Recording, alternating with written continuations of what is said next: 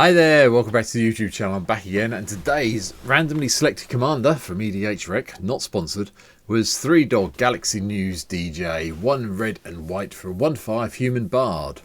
And whenever you attack, you may pay 2 and sacrifice an aura attached to 3-Dog Galaxy News DJ. And when you sacrifice an aura, this way, each other attacking creature you control creates a token that's a copy of that aura attached to that creature. This has got to be one of the most unusual takes I've seen on a aura commander in red, white, well, in any colour, not alone just red, white, any colour I have seen in all my time playing Magic. It's interesting, and I had a lot of fun building this one. And since, well, in the UK it's Christmas Eve, we listen to music on Christmas Eve, usually with a DJ on the radio or something. So I figured this one was, quite sensible when I randomly generate the ones for this week. So if you've not been here before, I'd love it. Help me out on Christmas Eve. Hit the subscribe button down below. That should have appeared by now. There's 567 people subscribed to the channel. Would I love it if I could hit 600 before the end of the year? Yes, but if not, please just help me out. But that's the end of the sales pitch. Let's have a look at the deck and go from there.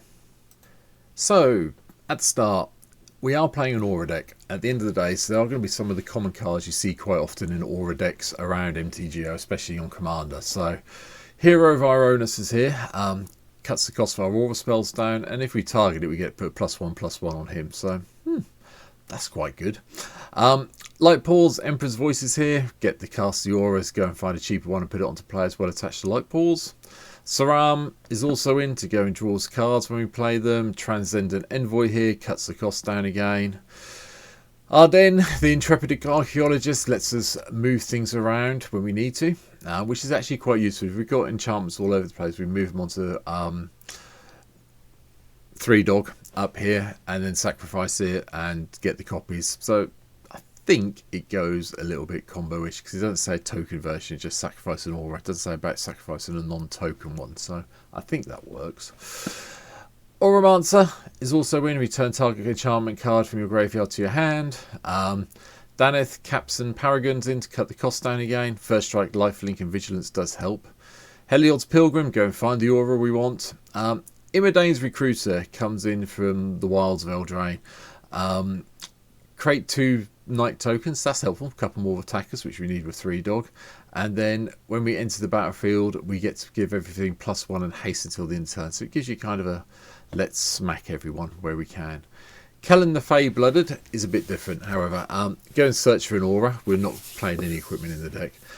Put it in our hand, then we get to cast that card if we do the adventure side, so the Birthright Boon first, and then when we go in, when we actually get Kellen the Fey-Blooded into play, double strikes, nice start. Other creatures you control get +1/+0 for each aura attached to Kellen.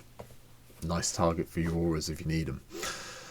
Perlier, Imperial Advisor is also in. Enchantment spells you cast have affinity for auras.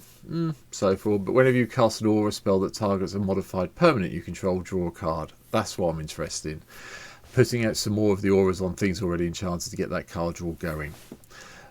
Valdkut, the Keeper of the Flame, likes having auras attached to him, so we get those nice 3/1 red elemental haste tokens with Trample.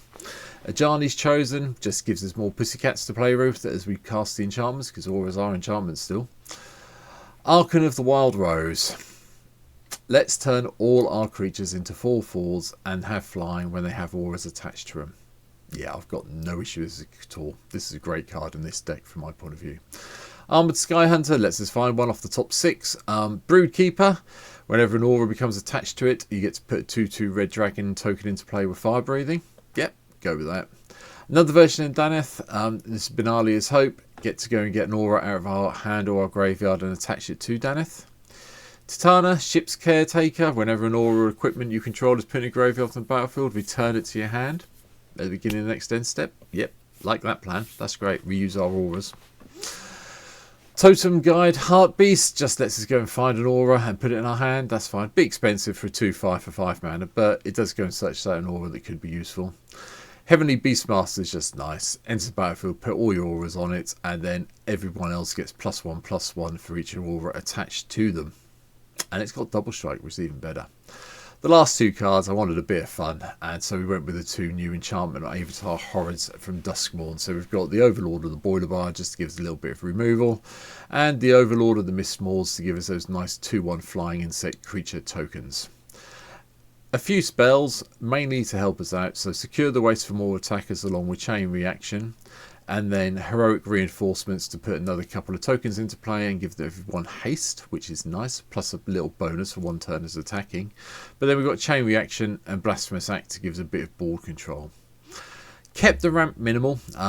Both the suspend artifacts are here that I like. Elixir of Immortality, this is, you know, standard in most of my decks nowadays. Soul Ring, Arcane Signet, one of each of the medallions, and Talisman of Conviction. Nothing fancy, all pretty straightforward, rampy spells as such. But the reason we've got so few is because we have got 28 enchantments in the deck, and most of them are auras, apart from one or two that I'll get to. So the usual selection for any enchantment deck: Ethereal Armor, Griff Spoon, Hyena Umbra. I like the first strike on this one, and the totem bit's nice. Legion's Landing doubles up as our second land and gives us a token to attack with. Spirit Link, just not Lifelink. Notice that, please. Spirit Link's old school. It doesn't have the word Lifelink on it. It's never been errated. Therefore, you can have this and something with Lifelink on it and gain double the life. Just bear that in mind if you didn't know it already. Sticky Fingers for the treasure. All That Glitters for massive pumping when you get the auras in play. Daybreak Coronet, +3/+3. First strike, Vigilance, and Lifelink has to go on something that's already enchanted, so bear that in mind. Divine Favour, a little bit of life gain and a fairly hefty toughness boost. Feather of Flight for the flying and the card draw, and the +1/+0. Goblin War Paint gives us haste and +2/+2. Rune of Speed does the haste and +1 and a card draw, and Rune of Substance does the life linking card draw as well. Rune of Speed slightly better because of the power increase, but you know, Rune of Sustenance still has its moments. Spirit Loop for another one that doesn't say lifelink on it. Whenever enchanted creature deals damage, you gain that much life, and this one, when it goes through graveyard, comes back to your hand. So unless they exile your Spirit Loop, you're always going to get this back into your hand, which is nice. Spirit Mantle, +1/+1 and protection from creatures. Atali's Favour for the Discover ability, +1/+1 and trample's nice. Galvanic Arc gives us another bit of direct damage to a creature or player and gives our creature first strike. Griffin Guide, +2/+2 flying, and when this is put in the graveyard, you get your 2/2 Griffin token, so you don't end up behind. The first one of the non-aura enchantments, Monologue Tax, because yeah, second spell, get a treasure like this. Undying Rage, +2/+2, can't block, comes back to your hand. A couple of the courts, so the Embereth's here to give us the knights, and the Court of Grace to give us spirits or angels if we're the monarch. So hence why they're both here, so we keep getting attackers coming through each turn with these. Historian's Boon is also in, and whenever this or another non-token enchantment enters the battlefield under your control, we get a 1/1 white. We've got no sagas, so we're not going to be hitting the angels, but I figured this was quite nice just to include for the white soldiers you get. Boon of the Spirit Realm, creatures you control get +1/+1 for each counter on it, which is, you know, we have a lot of enchantments coming to play, so it makes sense having this here. Divine Visitation, for the few ways we've got of getting tokens, we can always turn them into 4/4 angels, which is a lot more fun. Oath of Errol is the only saga we have in the deck.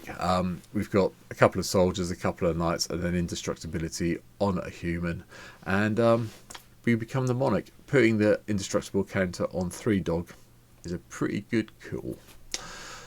Finally, Sigil of the Empty Throne to give us angels when we play our enchantments, and Spectral Ward.